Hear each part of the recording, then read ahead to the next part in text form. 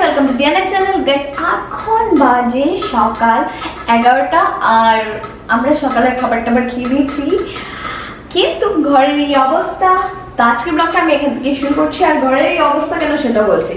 তো আমরা এসি নিয়েছি আর সকালে যে এসিটা লাগিয়ে দিয়ে গেছে, আর দেখতেই পাচ্ছে ঘরের যে অবস্থা করেছে না, এখানে দেখো হোল করেছে উপরে, তাই অনেকটা নোংরা পড়ে গেছে, সব আমাকে নিজে পরিষ্কার করতে হবে। আর বিছানাটাও এদিকটা দিয়ে ঠেলে সরিয়ে দিয়েছে, এটাও জায়গায় আনতে হবে। আর এদিকে তো আর বলেই লাভ নেই, যা অবস্থা। তো এবার চটপট কাজে লেগে যাই।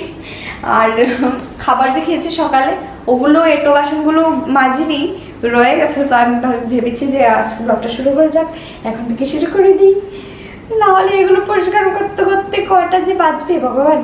তাড়াতাড়ি করে শুরু করে দিই।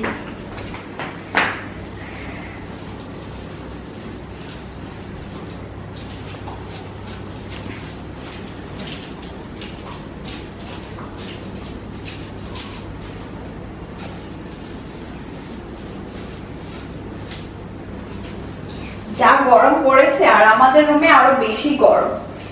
এত গরমে এসি না নিলে হতোই না, সো এসিটা নিয়ে নিলাম। তাহলে গরম, আমার এমনিতে একটু গরম বেশি লাগে। ইস, যা ধুলো উঠছে না।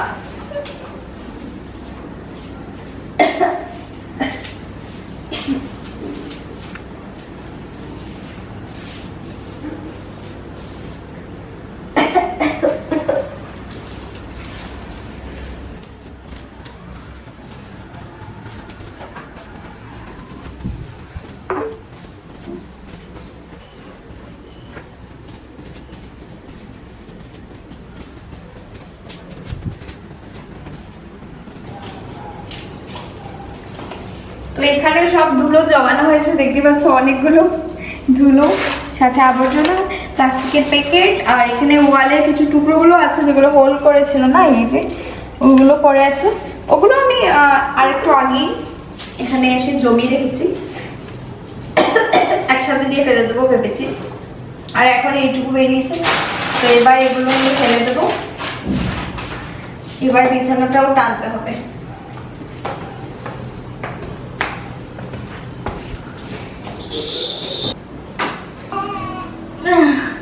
তো আমি ধাক্কা মেরে নিয়ে চলে এলাম, আর এবার আমি বিছানাটা গুছিয়ে নেবো। বিছানার যা অবস্থা,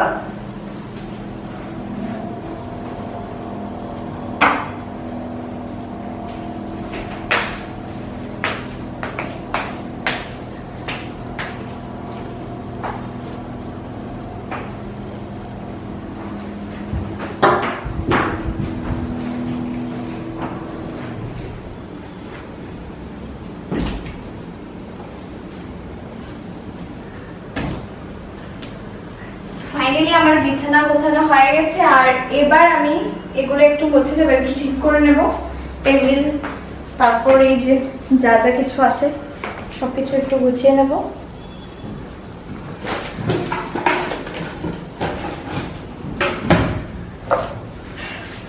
একটা কাপড় নিয়ে নিই। ওরে বাবারে, এটার মতো ধোলা পড়ে গেছে, দেখো এতটা ধুলো হয়েছে না হোল করার সময়। এখানে বসো।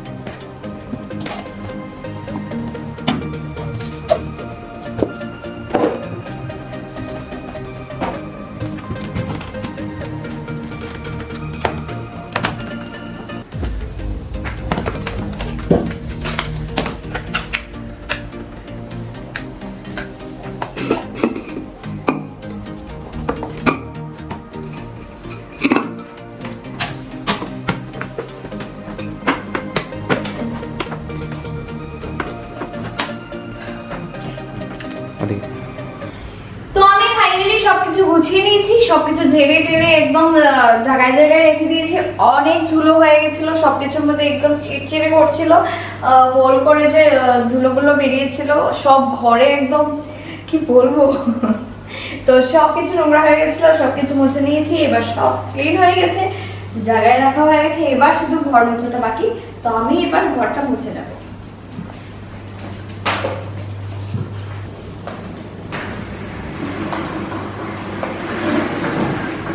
তো আমি এটা নিয়ে এসেছি, এবার ঘরটা মুছে নেব।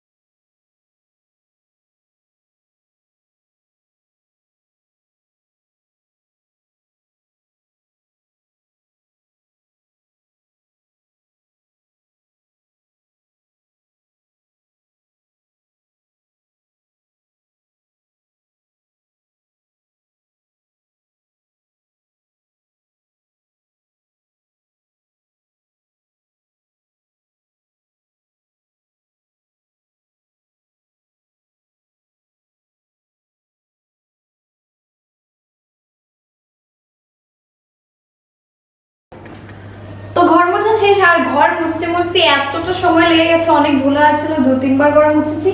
তো 1:30টা বেজে গেছে। তো এবার আমি স্নানে যাবো, আর স্নান থেকে বেরিয়ে অনেক খিদে পেয়েছে, কিছু একটা বানিয়ে নেবো, বানিয়ে খেতে হবে। ও ও মানে হয় মাছও এনেছে, সো মাছ দিয়ে কিছু একটা বানাবো। তো এবার আমি চলে যাচ্ছি স্নানে, একটুকু সময় দিই, অনেক খিদে পেয়েছে, রান্নাটাও করতে হবে। তো আমি স্নান করে চলে এসেছি, আর আসার পর আমি মাছ ও এনেছিল, তো মাছগুলো আমি ধুয়ে নিয়েছি। আর এখানে কেটে নিয়েছি ফুলকপি আর আলু আর কাঁচা লঙ্কা। ফুলকপি দিয়ে মাছের তরকারি বানাবো ঝটপট করে। আর রাইসটা বসাইনি, রাইসটা এখন বসিয়ে ফেলবো। তো রাইসটা বসিয়ে তারপর আমি তরকারি, প্রথমে মাছ ভাজবো, তারপর গিয়ে তরকারিটা বানাতে হবে। তো প্রথমে আমরা ভাতটা বানিয়ে নিই।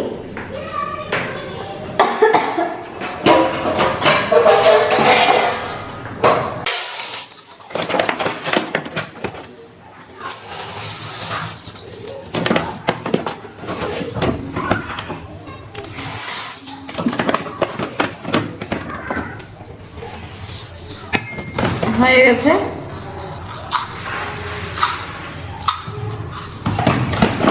তো এবার আমরা চালটা ধুয়ে নেব।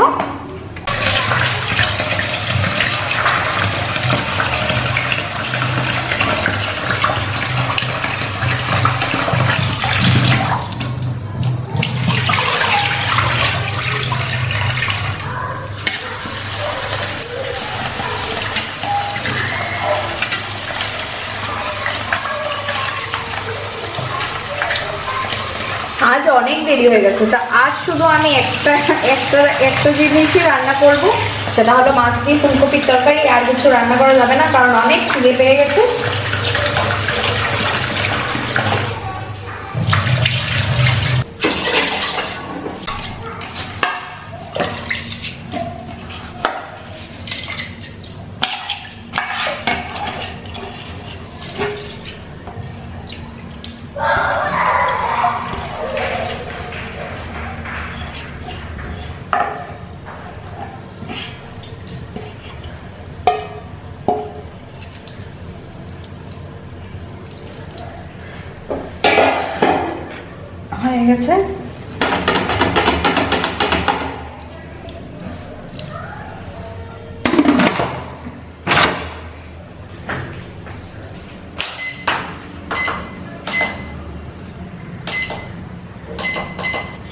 আমি ভাতটা বসিয়ে দিলাম, এবার আমি মাছগুলো ভেজে নেব। তো এনেছে কমন কাট মাছ, তো প্রথমে এগুলো হলুদ আর লঙ্কা দিই আর একটু নুন দিয়ে মাখিয়ে নিই।